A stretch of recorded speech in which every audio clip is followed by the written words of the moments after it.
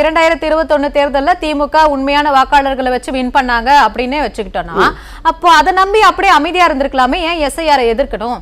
உண்மையான வாக்காளர்கள் திமுகவுக்கு இருக்காங்க அப்படினா எதிர்க்காமலே இருந்திருக்கலாம்ல இப்ப கூட 97.37 lakhs வந்து எலிமினேட் பண்றாங்க delete பண்றாங்க இல்ல நான் கேட்டதுக்கு என்ன அத அர்த்தம் அங்க தான் வரேன் நான் அப்போ உங்களுக்கு கால அவகாசம் கொடுத்து தான் இந்த ஷிஃப்ட் பண்ணாங்க பாருங்க சிட்டிலேயே கிட்டத்தட்ட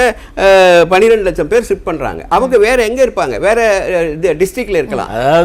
அவங்களே இன்னும் சில பேர் மீண்டும் அவங்க கால அவகாசம்ன்றாங்க அதனால தான் அங்க நீங்க நீதிமன்றத்துக்கு போனீங்க உச்ச நீதிமன்றத்துக்கு போனீங்க எல்லாம் கரெக்ட் தான் என்ன சொன்னீங்க இந்த மாதிரி மழை காலம் நிறைய பண்டிகைகள் வருகிறது அதனால எங்களால் நடத்த முடியாது அப்படின்னு சொன்னீங்களா அப்ப நீதிமன்றம் என்ன சொல்லுச்சு அதை பத்தி நீங்க ஏன் கவலைப்படுறீங்க அது தேர்தல் ஆணையம் சொல்ல வேண்டும்